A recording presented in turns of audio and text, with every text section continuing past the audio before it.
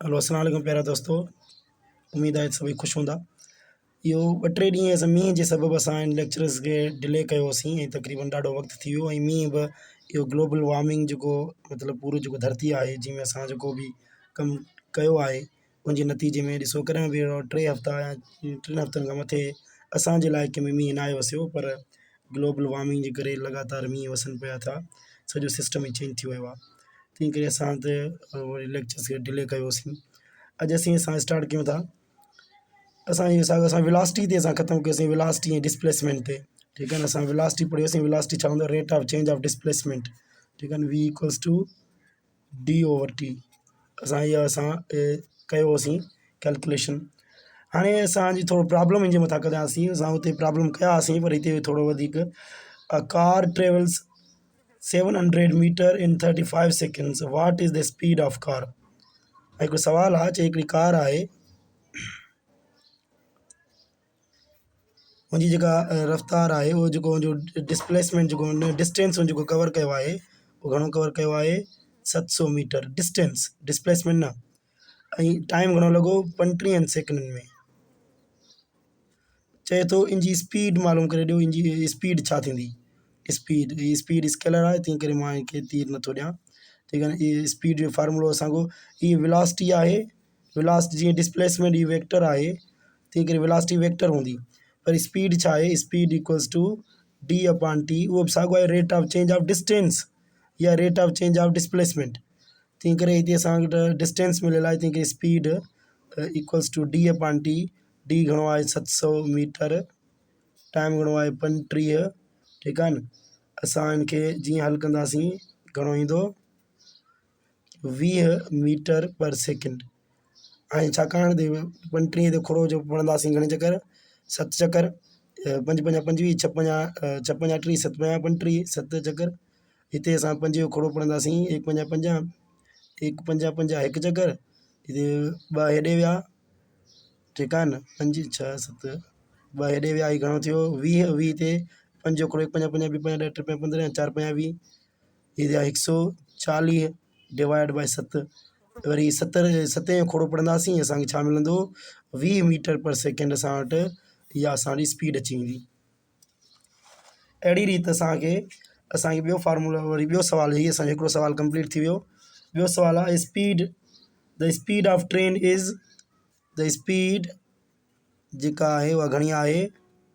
108 kilometre, 108 kilometre per hour. Per hour ही तंहिं करे हेठि हूंदो, मथे खणी पावर हिनजो माइनस में आहे। How much distance will be covered in 2 hours? Time घणो? 2 hours। हाणे छा थो चए? डिस्टेंस D मालूम करे ॾियो। ठीकु आहे न। हाणे स्पीड जो फार्मूलो असांखे ख़बर आहे। स्पीड छा आहे? Speed equals to D/T। असांखे D मालूम करिणो आहे। T डिवाइड में हेॾे वेंदो multiply. D equals two S/T। ठीकु आहे न। हाणे असांखे एस स्पीड आहे, स्पीड मिलियल आहे असांखे, घणो आहे? 108 kilometre per hour multiply by time घणो आहे? 2 आवर। ठीकु आहे न। असांखे मिली वियो। हाणे हीअ किलोमीटर पर आवर आहे। अगरि हिनखे असां छा कंदासीं, हीअ 108 किलोमीटर पर आवर, हिन जो असां यूनिट चेंज कंदासीं। छाकाणि असां SI यूनिट छा आहिनि? डिस्टेंस जो SI यूनिट असांजो आहे मीटर, ऐं आवर जो असांजो SI यूनिट आहे छा आहे? उहो असांजो आहे, असांजा आवर जो असांजो सेकेंड आहे, टाइम जो असांजो यूनिट आहे सेकेंड। 108 किलोमीटर में घणा ईंदा आहिनि? 1000 मल्टीप्लाई कंदासीं। कलाक में सेकेंड घणा ईंदा आहिनि? 3600 असां डिवाइड कंदासीं, मल्टीप्लाई। ऐं 2 कलाक, 2 मल्टीप्लाई वरी ही 3600। ठीकु आहे न। हाणे 3600 पाण में 3600 कैंसिल थी विया। हाणे 2 मल्टीप्लाई बाय 1000 मल्टीप्लाई बाय 108, असांजो जवाबु घणो ईंदो टोटल? ठीकु आहे न। असांजो टोटल जवाबु ईंदो जो 2 1 6000। 1 ॾह 100 1000 10,000 लख, 2,16,000 मीटर असांजो ही डिस्टेंस थींदो।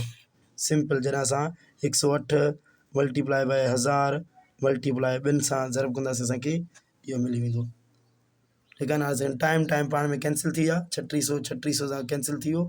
2 मल्टीप्लाई 1000 2000 मल्टीप्लाई 108 त असां वटि टोटल 2,16,000 मीटर बीहंदो। हाणे असांजो इहो असांखे कंप्लीट थी वियो आहे। हाणे असां एक्सेलरेशन पढ़ंदासीं। एक्सेलरेशन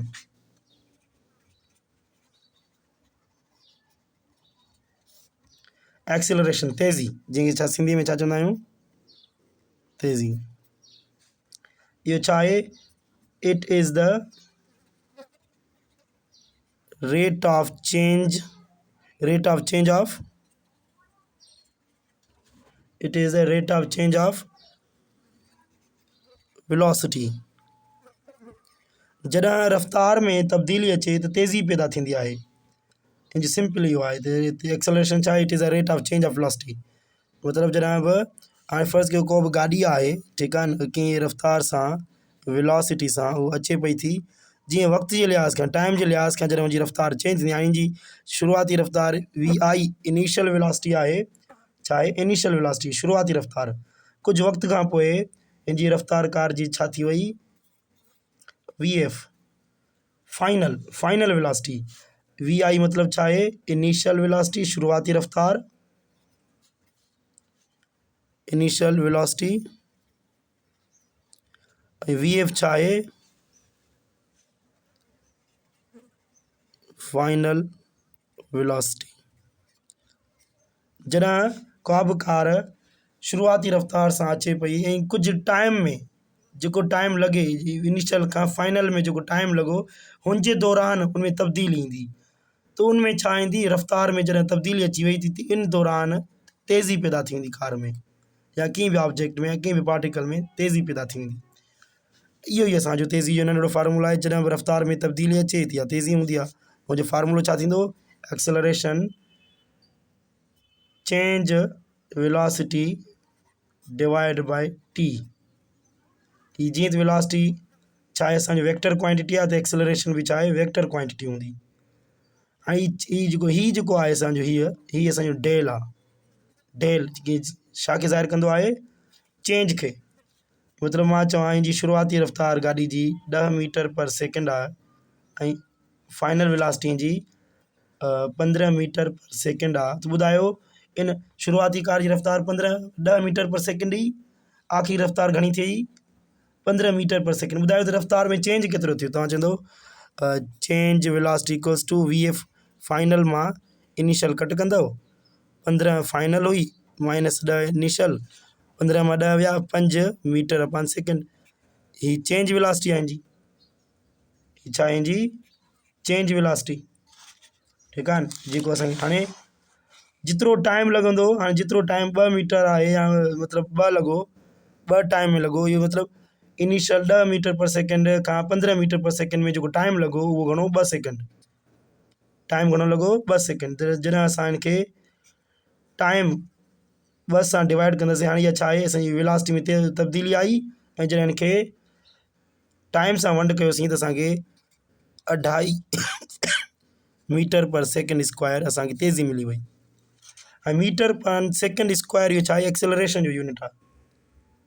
ऐं उहो एक्सेलरेशन यूनिट कीअं निकितो, मां तव्हांखे ॿी वीडियो में तव्हांखे ॿुधाईंदुसि।